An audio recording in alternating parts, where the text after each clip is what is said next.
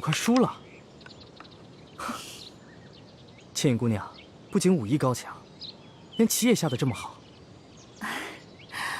我虽出身寒门，可在乡邻里有很多隐居的奇人异士，他们都很热心，经常会教我们。所以，无论是琴棋书画，还是武功技艺，我们都略会一些。原来如此。在这改朝换代之际，总有一些不肯食新君俸禄的前朝高人，宁可隐居山林，传道授业。这样既可以独善其身，又兼济天下，真是令人佩服。吴三桂虽然现在权倾天下，但谁不在背后骂他是卖主求荣的大汉奸？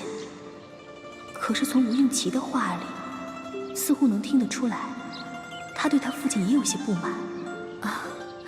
公子，你这话要是被令尊平西王听到了，怕是有些不妥吧？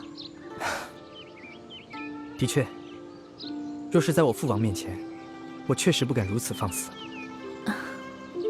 可是，在姑娘面前，我却可以放下一切，畅所欲言。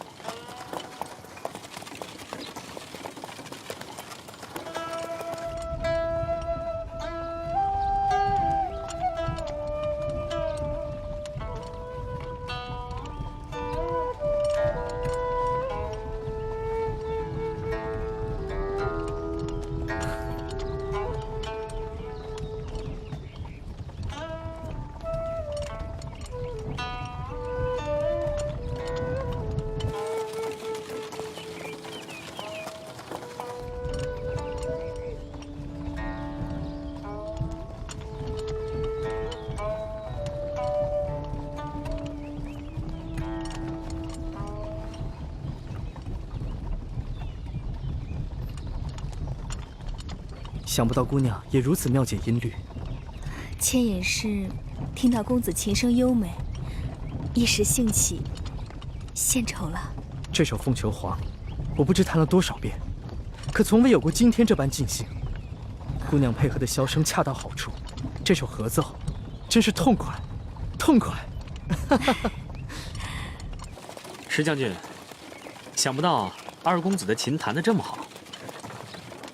我家公子琴棋书画无所不精，只可惜他不会武功。不过有石将军这样的高手坐镇，想必他也可以高枕无忧了。我家公子最喜欢弹的就是这首曲子。不过在下是个粗人，戎马一生，不懂音律。哎，叶少侠，你可知这个曲子是什么曲子？此曲名为《凤求凰》。乃司马相如所作，相传他曾经以此曲得空向卓文君示爱，最终俘获了卓文君的芳心。是吗？没想到叶少侠自称猎户出身，竟然如此博学多闻。石将军说笑了，在下可算不上博学多闻，只不过临湘有一个私塾先生酷爱古琴，我有幸听他抚过此曲罢了。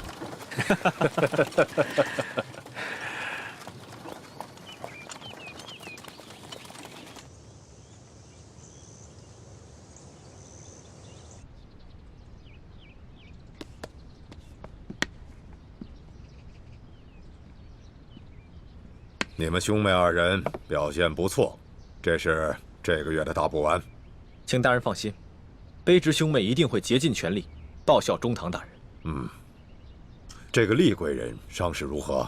他受了重伤，经卑职用心医治，才算保住了性命。不过他失血过多，尚需调养。其实，你不必这么费心地医治这个厉贵人。卑职不太明白。皇上一连3日宣奕欢进殿侍寝，最终也只封了他一个品质极小的答应。随后，皇上一连几日宣厉贵人作陪。用不了多久，这个厉贵人便会再次升迁，像这样一块绊脚石，留着它有何用啊？大人的意思是，厉贵人舒婉心，是山西总兵舒建的独生女儿。这个舒建是索尼一手提拔的亲信。这个索尼素来和老夫不和，好在几年以后，索尼病老而死。但是他那一派的势力，仍是老夫在这宫中一大阻碍。所以老夫认为，说什么也不能让舒建的女儿受宠。那这次厉贵人遇刺，自然是老夫安排的。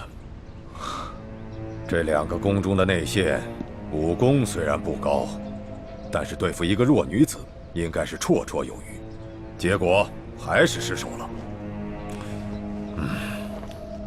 听内线回报，说这个厉贵人表面上惊慌失措，其实却是成功的避开了要害，好像会武功。这个厉贵人出身于武将世家，会些简单的功夫，也未尝不可能。所以要找一个更好的办法，要不露痕迹的解决掉这块绊脚石。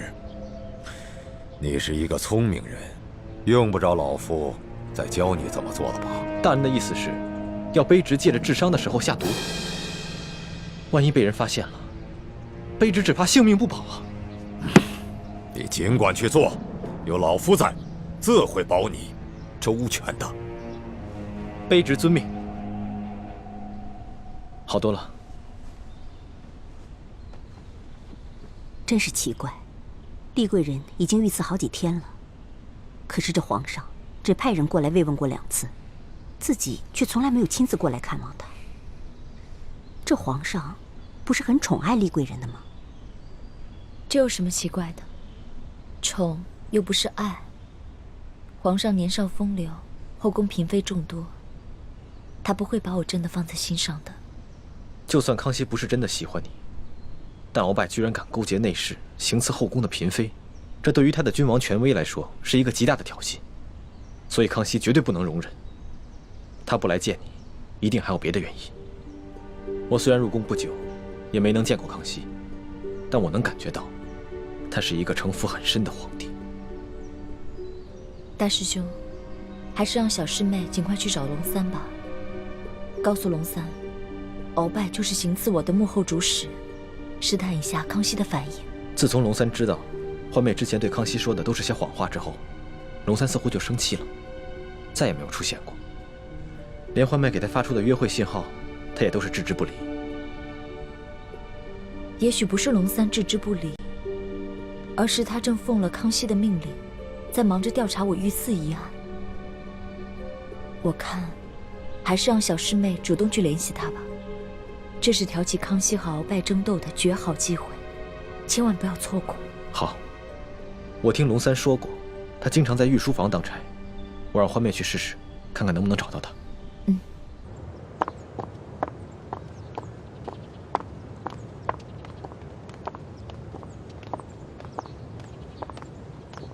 哎，站住！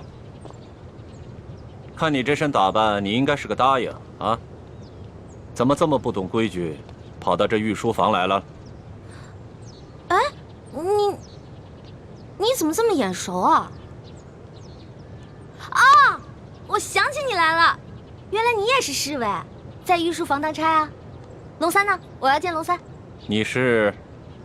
你忘了我了？大概3个月前吧。当时刑部正押着一群要犯，去菜市口斩首，咱们碰到了。当时你跟龙三在一起，想起来了吗？哎，小孩儿，哎，干嘛呢你啊？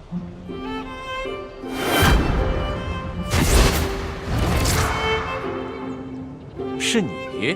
我呀？哎，你是个女的，还进宫当了个答应。哎，龙三呢？龙三？难道你不知道龙三他是？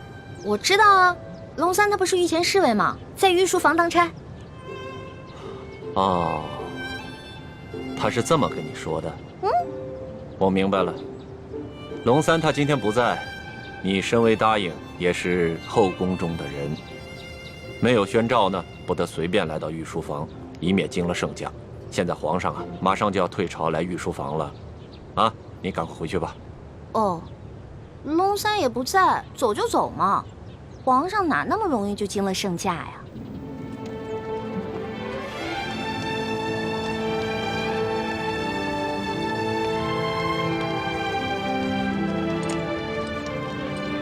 哎呦，皇上来了！快快快！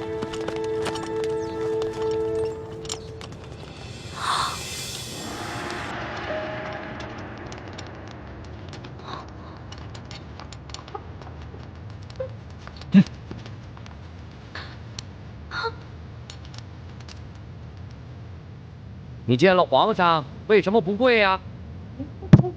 你是皇上？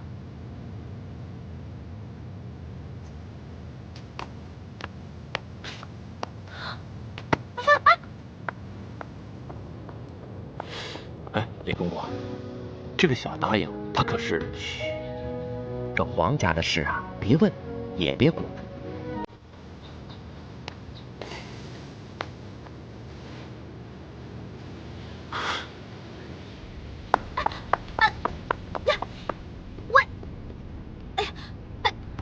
你到底是谁啊？你是皇上还是龙三啊？嘘，我不是皇上，我是龙三。那外面的人为什么称呼你为皇上，还给你跪下了？我真的不是皇上，我只是长相和声音都酷似皇上，所以啊，被皇上选做替身了。你是皇上的替身？对呀，我只是皇上的替身。我们这大清啊，虽说入关数十余年，可是根基还未稳，这皇上又还年少，刚刚亲政不久。不管是那些签名余孽，还是那些妄想谋朝篡位的权臣，都有暗杀皇上的企图。就拿这个鳌拜来说，连顾命大臣苏克萨哈都敢杀，还勾结内侍给皇上下毒。所以啊，皇上时常让我扮成他的样子。我就说嘛，你吓死我了！你怎么可能是皇上呢？你要是皇上的话，怎么可能半夜三更的去御膳房偷东西呢？还跟我结拜兄弟了，是不是？对对对。所以皇上3日侍寝不肯让我看他的样子，一直戴着面具，就是怕我发现，是不是？对呀。所以你现在知道了，为什么你在宫里面打听不到侍卫龙三这个人？因为我不是普通的侍卫，我不站班儿，我只是在必要的时候出来替皇上一下。那也就是说，你是皇上的替身，那也就得替皇上挨刀子了。我身为臣子，当然要效命于皇上了。再说，皇上待我不薄，我也是心甘情愿替他卖命。龙小弟，你太可怜了。你说你当皇上的替身，皇上对你好，说白了就是让你去给他卖命。哼，从古至今，所有的皇帝都一个样，自私自利，全都是冷血无耻之徒。老大，你就别当我的面说皇上的不好了，你这不是为难小弟吗？哎，你今儿怎么想起跑这御书房来找我了？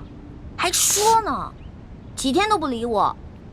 我有重要的事情要告诉你。重要的事情？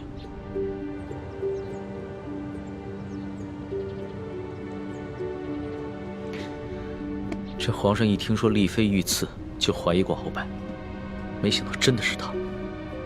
可不是嘛，这个鳌拜勾结内侍，行刺嫔妃，简直是胆大包天，把皇上都不放在眼里。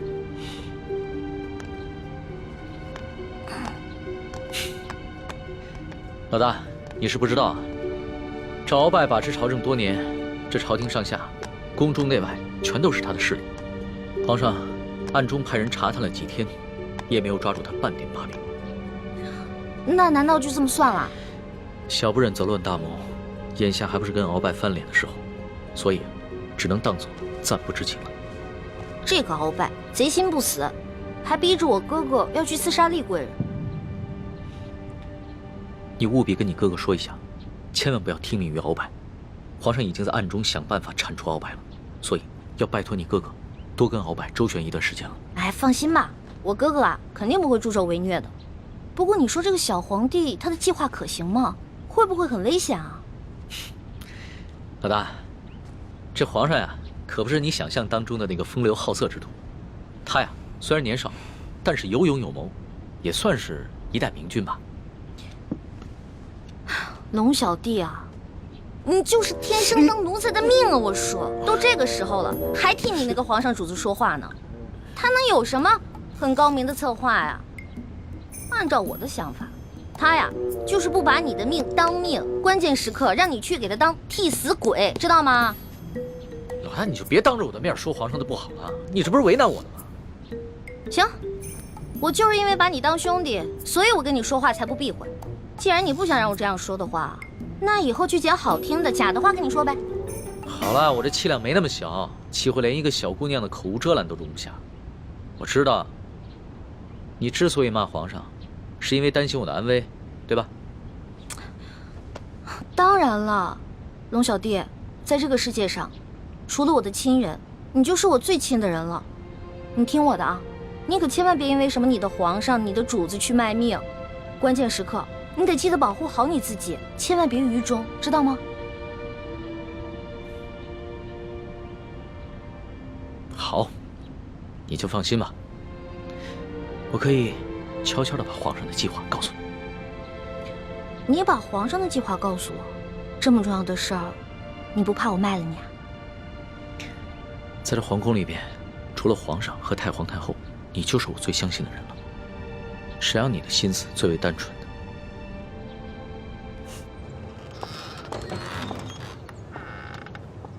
李德福，送欢答应回永和宫。这。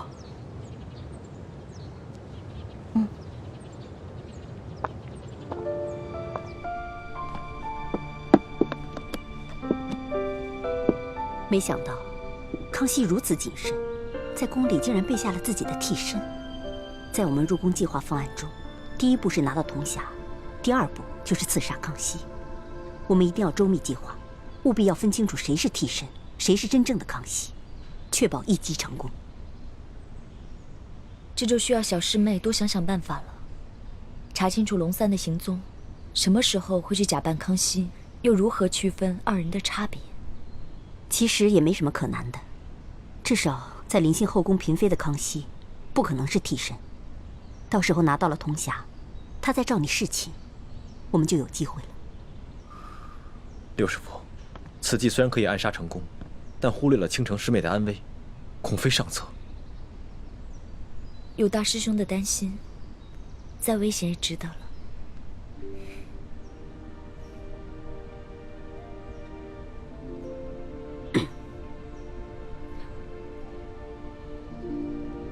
这行刺康熙的行动是下一步计划，还早着呢。我们还是现在想一想接下来的行动。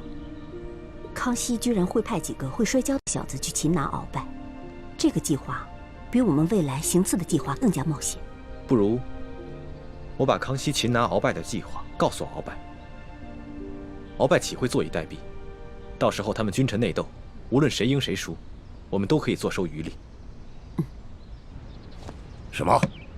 康熙在暗中训练几个小太监、小侍卫摔跤，想借着摔跤的游戏擒拿老夫。你这消息来源可靠吗？他已经开始怀疑行刺厉贵人的幕后主使就是中堂大人，所以加强了对厉贵人的保护。卑职想尽办法，也无从下手。这康熙少年老成，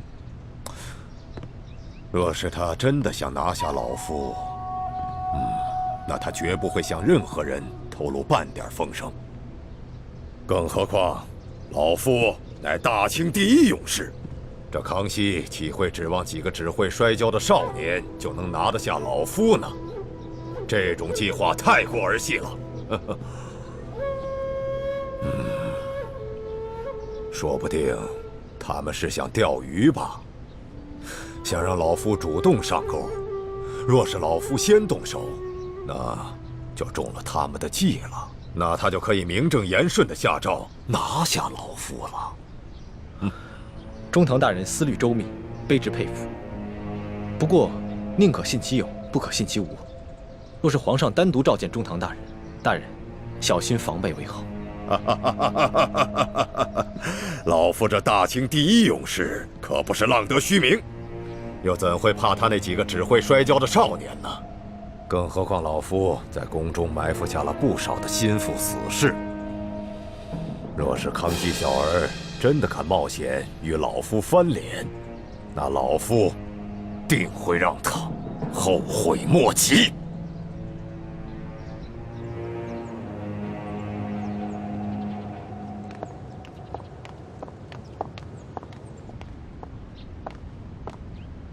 皇上，欢答应到了。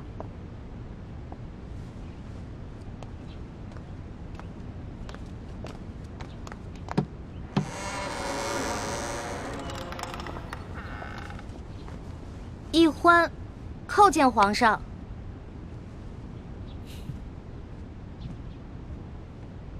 平身吧。谢皇上。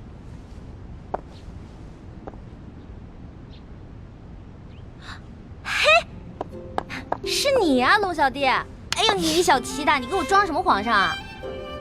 这皇上跟龙三竟然长得一模一样，你怎么知道在你面前的是龙三，不是皇上呀？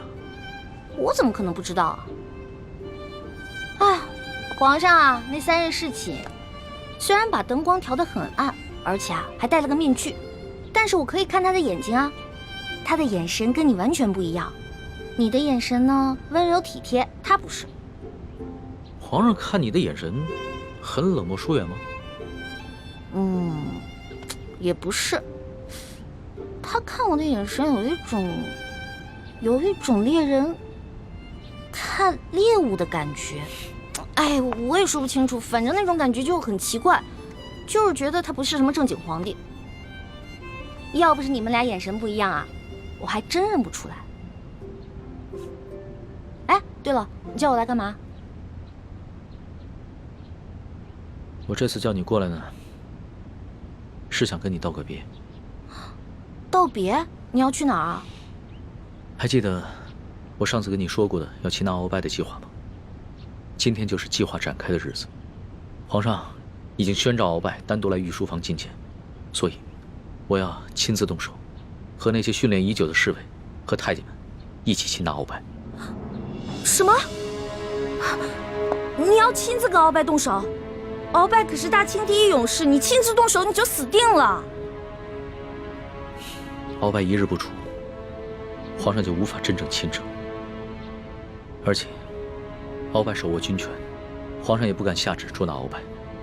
但是鳌拜此人呢，自恃武功甚高，性格极为孤傲，他绝对想不到皇上会找几个摔跤手在宫里边要擒拿他，这样出其不意，反倒有可能成功。而且皇上还安排了李公公在茶里边下了一些药，鳌拜喝了以后就会内力尽失。李公公，皇上让李公公来协助你？对啊，李公公从小就进宫了，侍奉过太祖皇帝和先皇，深得太皇太后的宠幸。可是那个李公公，怎么了？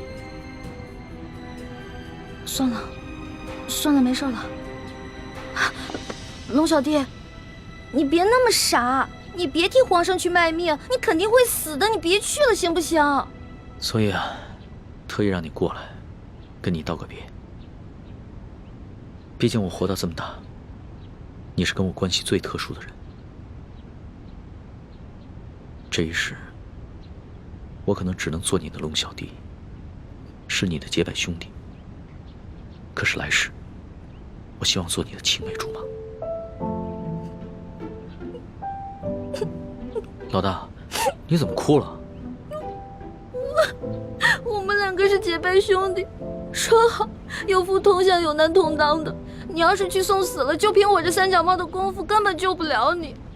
那如果你死了，那我也得去死啊！我还不想死呢，我还有很多美食没有吃呢，我还有很多心愿没有完成呢。那你就别陪我去死了，让我自己一个人死就好了。反正我在九泉之下也不会怪你，顶多变成厉鬼来缠着你。呸！你明知道人家心里特别着急，你还说这样的话。老大，好了，别哭了，啊！这个计划，它又不一定会失败，也许就成功了呢。道完别了，你先回永和宫，等消息吧。龙小弟，只能这样了吗？没有什么更改的可能了吗？只有过了这一关，皇上才是一条龙，要不然的话，他只是一条虫。那你等我一下。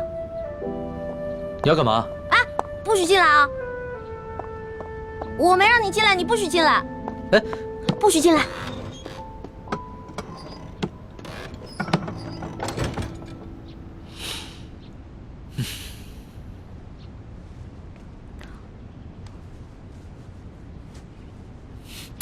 老大，你好了没有啊？你再不出来，鳌拜可就来了。哦，我知道了，知道了，马上。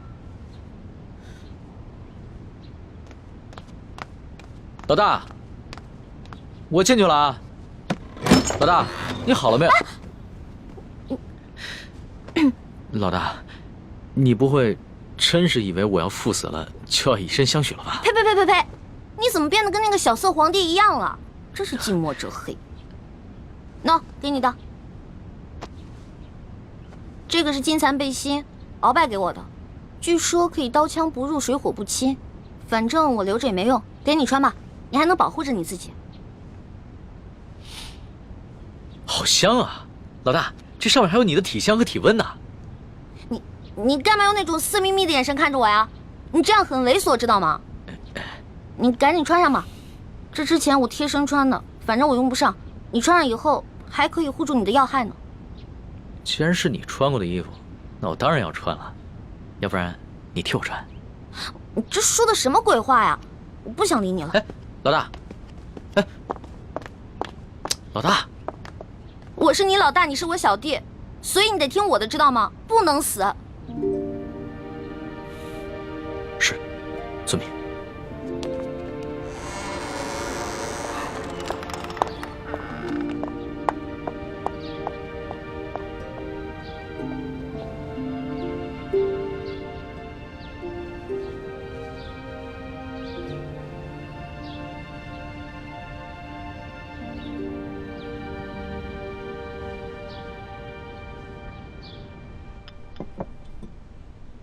六师傅，康熙擒拿鳌拜的计划如箭在弦，一触即发。依您看，结果会如何？这很难说呀。康熙少年老成，而且又有太皇太后和一帮效忠爱新觉罗的老臣撑腰，而鳌拜又老谋深算，在朝廷中也树大根深，这两虎相争，谁赢谁输，还真的挺难预料的。不管是谁赢谁输，对于咱们整个联盟来说，都是有利无弊。咱们不妨坐山观虎斗。薛姐姐，一欢，怎么了？薛姐姐，六师傅，快点去救人！出什么事了？你要救谁啊？救龙三。龙三怎么了？今天康熙要在御书房擒拿鳌拜，但他自己不敢去，却让龙三扮成他的样子，带那些小侍卫、小太监去抓鳌拜。而且他还让李公公在鳌拜喝茶的水里放药。可是李公公是鳌拜的人啊，他肯定把这些计划都告诉鳌拜了。环妹，你犯糊涂了吧？就让康熙跟鳌拜去内斗好了，你急什么？如果真的是康熙的话，我不可能着急。可是去的是我的兄弟龙三啊，我们是拜过把子的兄弟，如果他死了，我怎么办啊？我们有福同享，有难同当的。你和那龙三结拜，本来就是闹着玩的，你还当真了？朱哥哥，你说什么呢？我们是认认真真的结拜，怎么是闹着玩？这龙三平时对我这么好，如果我见死不救的话，那太不像话了。可如果为了救一个龙三，我们几个都出手的话，这样太危险了，我们很容易暴露自己。环妹，你对龙三真的只是结拜之情吗？朱哥哥，现在都什么时候了，你还在胡思乱想？大师兄，小师妹虽然任性顽皮，但是她还是很有是非原则的。她对那个龙三一定只是结拜之情。还是薛姐姐了解我，没错，我不想欠人情，我更不想欠人一条命。玉欢，你可别忘了你现在的身份，你是大明郡主，是未来大明太子妃。那你现在的什么龙三结拜大哥的身份，跟这个身份比起来，根本就是不值一提。更何况龙三又不是为了你去死，他为的是他的皇帝主子。可是，好，那我们就不去帮助龙三。也就是说，如果龙三败了，康熙也就败了。康熙一旦败了，这个鳌拜就会发动政变，让他自己当皇上。鳌拜这个人生性残暴，如果他当了皇上了，比康熙更难对付。而且那个时候雪姐姐你怎么办啊？可是我们换个法子，我们协助龙三，帮助了康熙，打败了鳌拜。到那个时候，我们就得到了康熙的绝对信任。到时候你们就有机会进宝库去找铜匣了。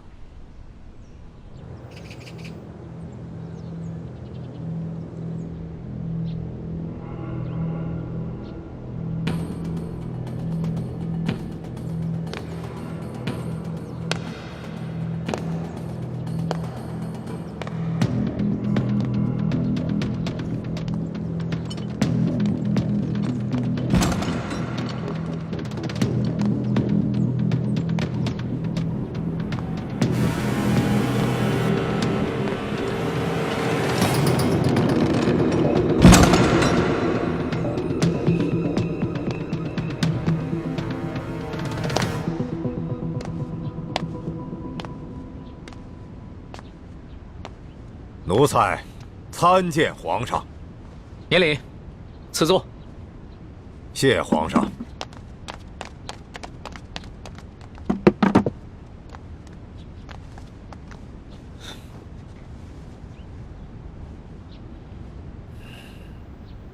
此茶。这。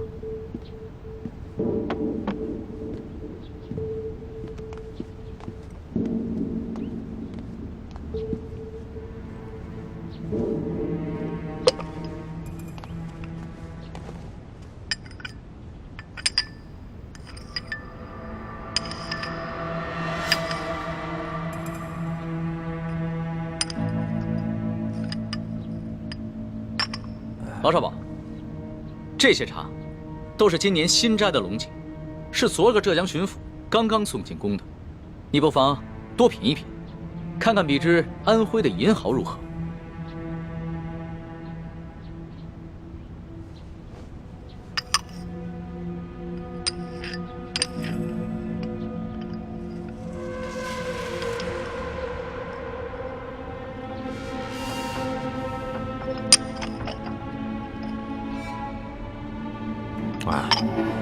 奴才是个粗人，什么茶到了嘴里都是一个味儿。皇上宣召奴才，有何事垂询啊？老少保，你不妨先看看这些奏折。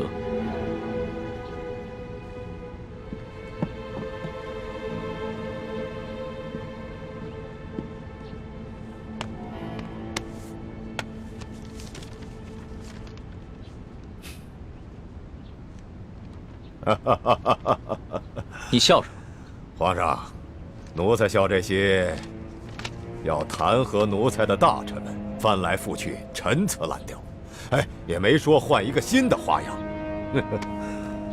这上面还有许多奏折，你不妨都看看。不必了，想来左右仍不过是些什么擅权自专啦、欺君罔上啦、结党营私、诛戮大臣。你说这些，全是些子虚乌有之事。鳌拜，你！皇上，这数十位联名上书的大臣，分明就是在构陷奴才，这是在离间你我的君臣之义，这简直就是对皇上的大不敬。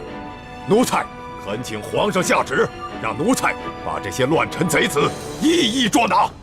你凭什么说这些弹劾你的奏折都是构陷之词？皇上，这些要弹劾奴才的奏折，究竟是什么性质？那仅仅是在皇上的一念之间。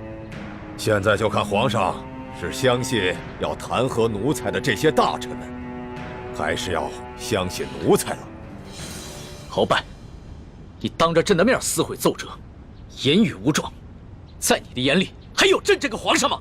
这奴才的性情一向是如此，皇上忘了，皇上经常夸奴才性情憨厚耿直，怎么到了今天就说奴才是言语无状了呢？奴才自辅政以来，哪天没有要弹劾奴才的奏折？皇上和太皇太后一向是看都不看就直接给了奴才，怎么到了今天，皇上就拿这些奏折来斥责奴才了呢？这么看来，不是奴才的眼里没有了皇上，而是皇上的心里根本就没有奴才了。到了现在，你还在强词夺理，丝毫没有悔改反省之心，真是让朕心寒呐！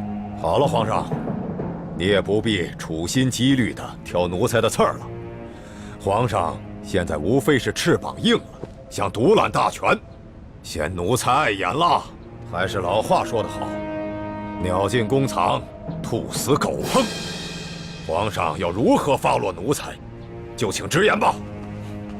好，鳌拜，朕知你辅佐三朝，劳苦功高。朕看你，不如安心找一个地方颐养天年吧。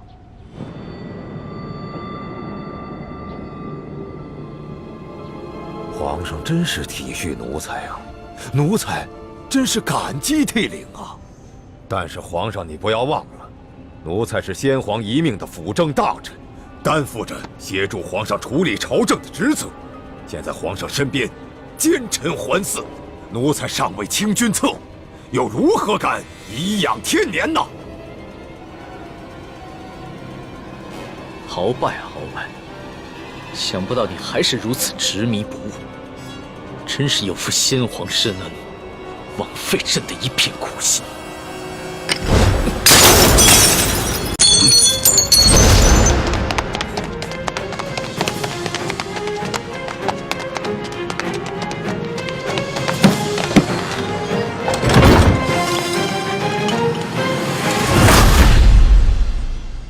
按理说，我们站在康熙这边，得到的利益会更大一些。可是现在我觉得，鳌拜获胜的可能性会更大。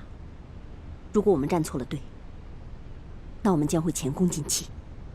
那我们再等等吧，看情况，再随机应变。不能再等了，朱哥哥，你都不知道，龙三的武功还没有我强呢。鳌拜一只手直接把他掐死了。欢妹，这么重要的事情，我们当然要权衡一下。好，那你们权衡吧，我等不了了，我得去救我的龙小弟了。哎，欢妹，一欢，一欢对这个龙三有点过于担心了。大师兄，我觉得小师妹说的不无道理。眼下就是一场豪赌，我们把赌注押给康熙，对我们似乎更有利。我等不了那么多了，我得去救他。哎，太子，我也跟你一起去。不能去。倾城，为什么？你不能去。无论康熙和鳌拜谁胜谁负，你我都不能暴露身份。可是鳌拜号称大清第一勇士，我担心大师兄不是他的对手。你放心，太子自有分寸。如果情形不对，他一定会及时发出求救信号，到时候我们再见机行事。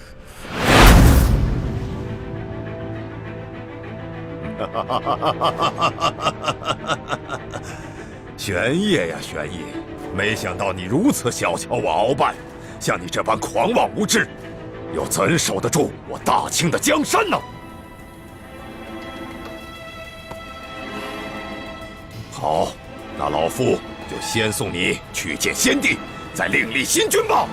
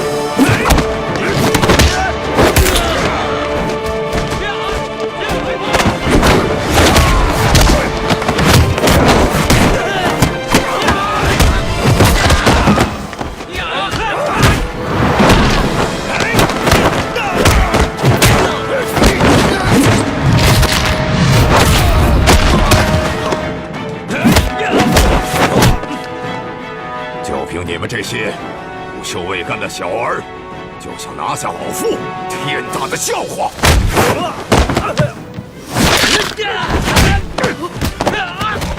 李德福，朕让你准备的东西你备好了吗？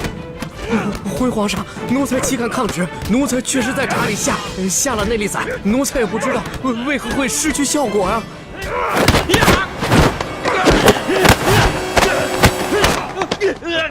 玄烨，老夫早就知道你要对老夫下手，还能不事先做些准备吗？告诉你，在来之前，老夫就预先服下了能解百毒的辟邪丹了。快起来！只要抓住了鳌拜，官升3级，赏金1000两。真是不见棺材不落泪。来吧，送死吧！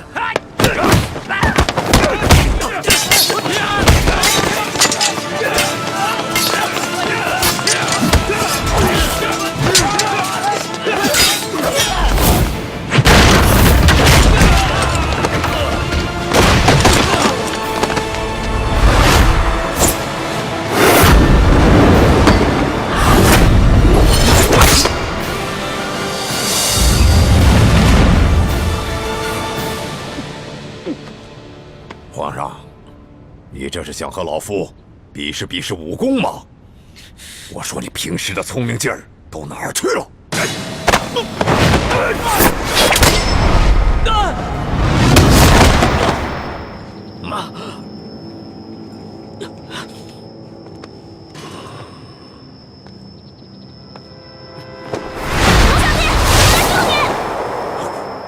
没事吧？易欢，你疯了吗？你这个月的大补丸不想要了吗？义父，对不起了，请恕干女儿要大义灭亲了。你别忘了，你哥哥和你都服下了老夫的大补丸。我告诉你，一旦毒发，你们会死得苦不堪言。鳌拜，咱们来做个交易吧，你放了皇上，我也求皇上放了你，怎么样？老夫真是看走了眼了。老夫原本以为你是一个聪明伶俐的丫头，没想到你这般幼稚。站住，鳌拜！你已经中了我的7步之岛，如果你现在强行运功的话，你在7步之内就会毒发身亡。鬼丫头，你以为老夫会上你的当吗？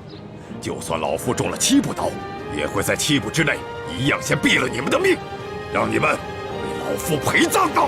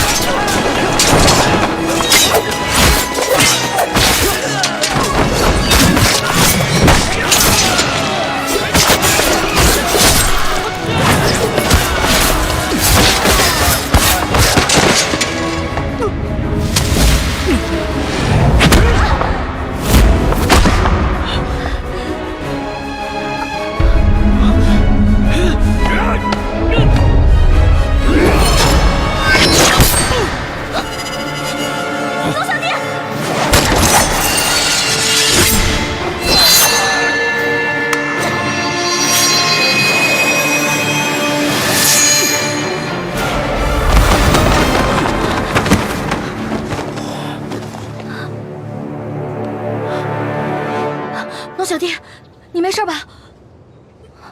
来，没事，慢点。没事，还好有你的金层背心。拦着他们，我去救皇上。你去吧。死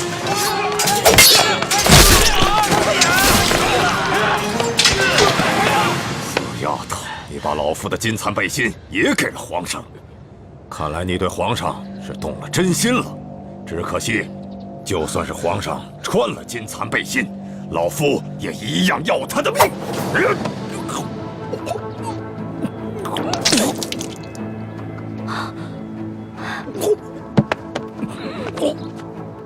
鳌拜，你果然与众不同啊！别人中了我的7步岛，只能走7步，没有想到你追了我们这么多步才倒，厉害！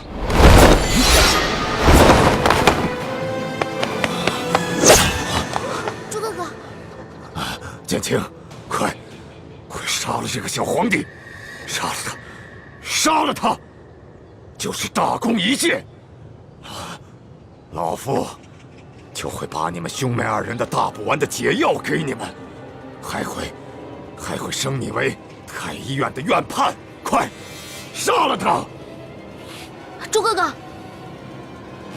好，你可别糊涂啊！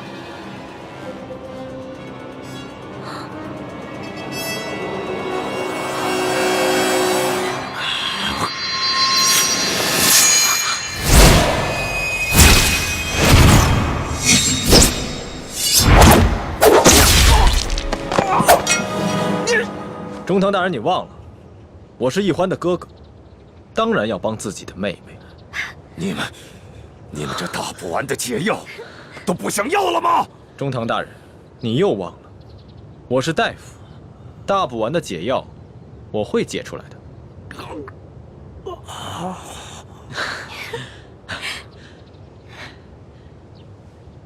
老大，你怎么受伤了？怎么流这么多血啊？我不知道，我居然受伤了。哎，你疯了！你撕龙袍是杀头之罪，死我的！好。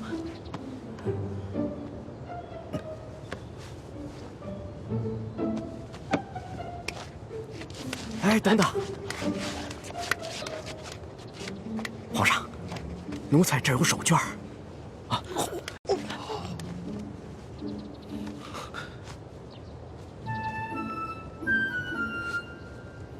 好些了吗？嗯。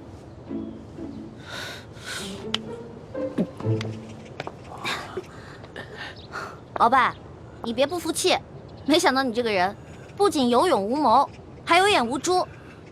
站在你面前的根本就不是什么皇上，他是皇上的替身龙三。你说他是龙三？护驾，护驾，这边快！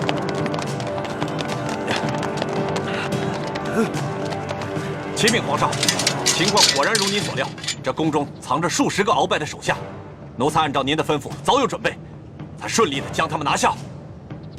好，擒下鳌拜。这，来人，拿下鳌拜。这，他真是皇上？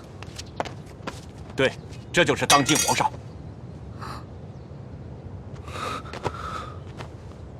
微臣参见皇上。丫头，你白长了一双大眼睛，中看不中用。你可知这玄烨在先皇的皇子中排行老3，龙三的名字是他平时出宫微服私访时的化名。你也不好好想想，他要不是真正的皇上，何来的这等的气象啊？你真的是皇上？3日侍寝的时候，为什么朕要戴着面具？朕跟你说话的时候也是破绽百出，可是你都没有发现。朕还从来没有见过像你这么单纯可爱的女孩。华妹，赶紧下跪！你这个骗子！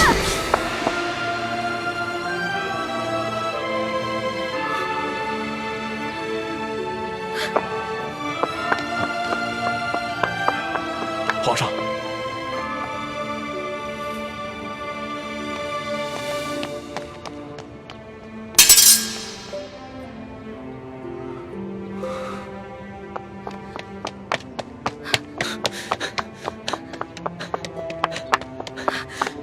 你给我站住！你给我放开！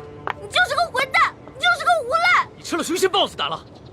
你不仅敢打朕，还骂朕是骗子无赖！你本来就是骗子，本来就是无赖！你知不知道你现在说的每一句话都够砍你100次头了？砍吧，反正现在鳌拜已经被你制服了，留着我这颗猪脑袋也没什么用了。好，你不怕死是吧？那你哥哥呢？你知不知道你打了朕要被诛9族的？好啊，你先是利用我，现在利用完了对吧？我没有价值了，你就知道欺负我，砍我的头，还要诛我9族，有你这样欺负人的吗？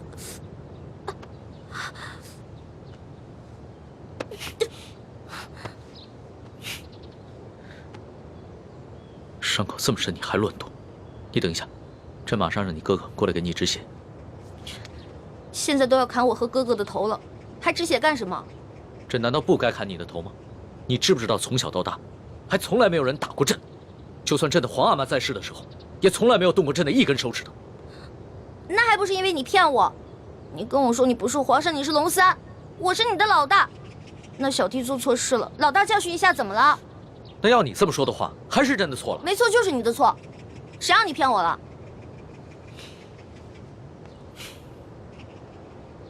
不过龙小弟，你不会真的要砍我跟我哥哥的头吧？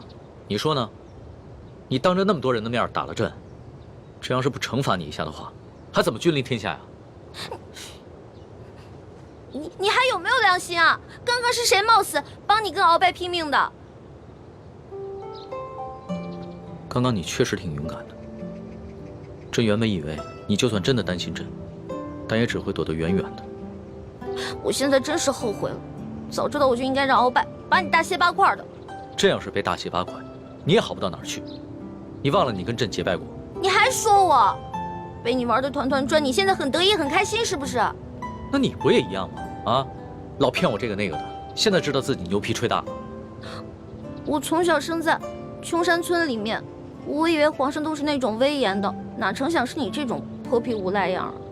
我怎么就泼皮无赖了？那你还一直女扮男装欺骗朕呢？啊？那反正你替朕挨了一刀，又给了朕一巴掌，这事扯平了。不过，龙小，皇上，是不是以后我得跟他们一样，毕恭毕敬的叫你皇上了？那当然了，在外人面前，朕只能是皇上，你就不能胡闹。只不过，私底下，你如果还愿意叫朕龙小弟的话，朕会很开心的。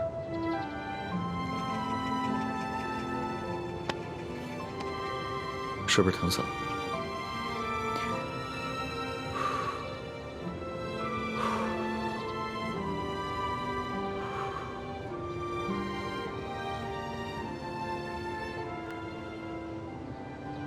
所统，奴才在。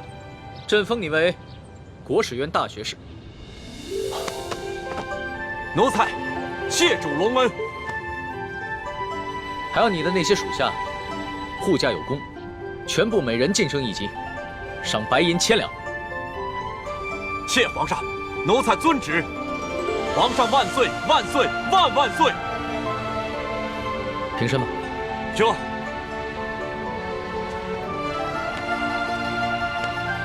李建清，臣在。朕封你为太医院副院判，赏黄金100两。皇上，臣之医术还不够格担任太医院副院判一职，若是勉强忝居高位，于臣也未见有益。臣护驾乃是臣分内之事，不求封赏，只求当好一名御医。你年纪轻轻就能淡泊名利，很好。不过既然是你救了朕，那就是为朕立下了大功，朕也得赏罚分明啊。你要是不愿意升职的话，那朕就赐你一件黄马褂，准你有急事的时候，可以直接穿着黄马褂进宫见朕。多谢皇上。桓大爷，奴婢在。你为了帮朕铲除鳌拜，不惜冒着生命危险潜伏在鳌拜的身边，还识破了鳌拜要给朕下毒的阴谋，为朕擒下鳌拜立下了首功，可谓是有胆有识、有勇有谋的女中豪杰。你想要什么，尽管说出来，朕都会遂你的愿。皇上，奴婢只有2件事想请求皇上。这第一件事，想让皇上撤去奴婢的答应之位。朕本来就要准备取消你答应的封位，封你为嫔，让你做一宫之主。皇上误会了，奴婢不是嫌答应的封位太小，而是奴婢只想做一个小小的宫女。为什么？因为奴婢的满8旗身份是鳌拜帮我伪造的，之前为了迷惑鳌拜，所以皇上给奴婢封了一个答应之位。可是现在鳌拜已经就擒了呀，所以奴婢也没有必要再假意的做皇上的后宫嫔妃了。这有什么的？朕早就想过了，找一个8旗的宗亲认你做义女，赏你们李家一个满8旗的身份就是了。其实这跟几旗也没什么关系。最主要的是，奴婢年少的时候，家里给奴婢定了亲。虽然奴婢的未婚夫前几年外出游学，暂时失去了联系，但是婚约还是在的，所以奴婢没有办法侍奉皇上。你的意思是，将来有可能还是要出宫，去跟你的未婚夫完婚？这大清朝跟历代历朝都是一样的，推崇信义为先，这婚约自然也要遵守，所以奴婢就不能侍奉皇上，希望皇上成全。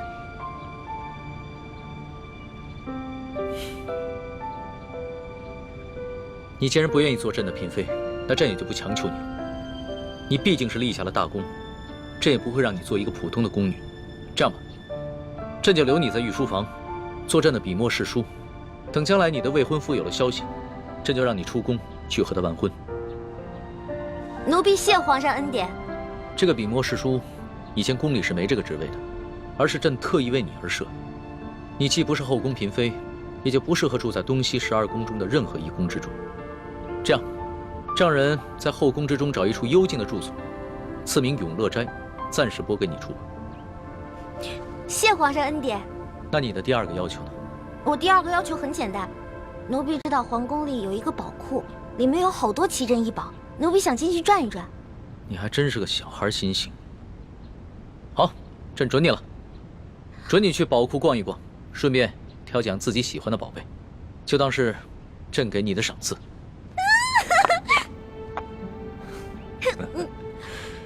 多谢皇上恩典。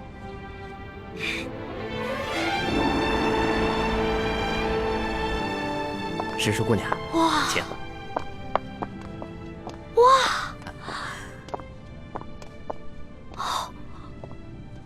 公公，这皇宫宝库里面有这么多的宝物啊！是啊，我都不知道挑什么了。石叔姑娘，我跟你说，这宝库中的奇珍异宝啊，有数十万件。姑娘喜欢哪一件，告诉我，我来帮你选。李公公啊，你可知道皇上为何让我来选宝物啊？这个不知道，但是我知道，如今姑娘可是皇上身边的大红人呐。我在这宫中已经30、40年了，还是第一次看到奉旨到宝库中来选赏赐的事情啊。来，这皇上啊，让我来挑宝物啊，实际上是给我下了道密旨，是让我来这儿找铜匣的。哎，但是这事儿除了皇上知道，只有你我知道，不许告诉第4个人啊。奴才明白，姑娘你放心，我在这宫中当差好几10年了，就一样好处，嘴巴紧，从来不乱讲话。这个好，继续保持啊。好，走，我带你去看看册子啊。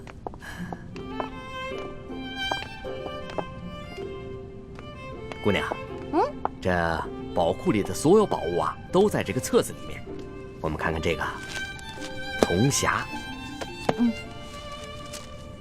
这个是铜匣的，你看看，这个宝库里的铜匣呢，一共有174件，不知姑娘想要哪一件啊？李公公啊，这个铜匣呢？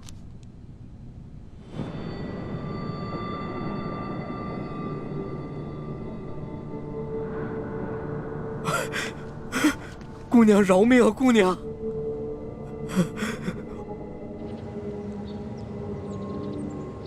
什么？铜匣被鳌拜拿走了？李公公说大概3个月前吧，这个鳌拜呢私自拿走了一个铜匣，还叮嘱他不能告诉任何人。我去登记册上看到铜匣的形状，应该就是我们要找的那个。